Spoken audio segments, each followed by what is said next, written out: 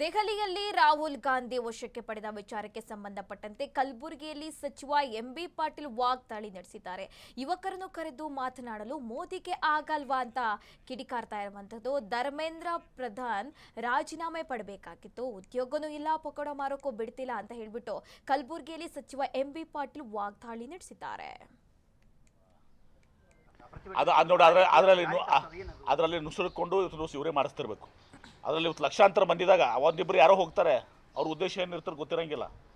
ಆದ್ರೆ 99% ಜನರ ಉದ್ದೇಶ ಏನಿದೆ, 99.99.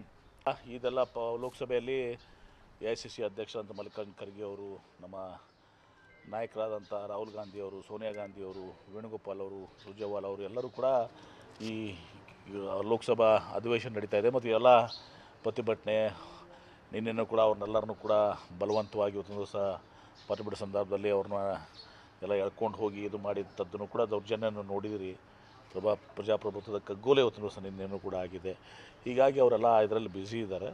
ಅದಕ್ಕೆ ಅದು ಪ್ರಯಾರಿಟಿ ಲೋಕಸಭೆ ನಡೆದಾಗ. ಬಹುಶಃ 2-3 ದಿವಸದಲ್ಲಿ ಬಹುಶಃ ವೀಕೆಂಡ್ ಏನಿರ್ತದಲ್ಲ, ಬಹುಶಃ ನೆಕ್ಸ್ಟ್ ಶನಿವಾರ ಈ ಥರ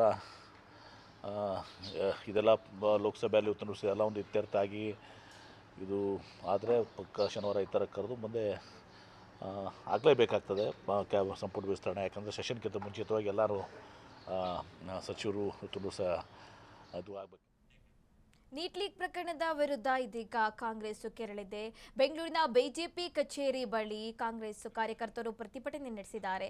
ಬಿಜೆಪಿ ಕಚೇರಿ ಮುತ್ತಿಗೆಗೆ ಪ್ರಯತ್ನ ಮಾಡಿದ್ರು ಇಲ್ಲಿ ಕಾಂಗ್ರೆಸ್ ಕಾರ್ಯಕರ್ತರು. ಇನ್ನು ರಾಹುಲ್ ವಶಕ್ಕೆ ಪಡೆದಿದ್ದನ್ನು ಖಂಡಿಸಿ ಪ್ರತಿಭಟನೆ ಹಮ್ಮಿಕೊಳ್ಳಲಾಗಿತ್ತು. ಮಲ್ಲೇಶ್ವರಂನಲ್ಲಿರುವಂತಹ ಬಿಜೆಪಿ ಕಚೇರಿ ಬಳಿ ಕಾಂಗ್ರೆಸ್ ಕಾರ್ಯಕರ್ತರು ಆಕ್ರೋಶ ವ್ಯಕ್ತಪಡಿಸಿರುವುದು ಅನ್ನೋ ಹಾಗೆ ಪ್ರತಿಭಟನಾಕಾರರನ್ನು ಪೊಲೀಸರು ಕೂಡ ಇಲ್ಲಿ ವಶಕ್ಕೆ ಪಡೆದಿದ್ದಾರೆ.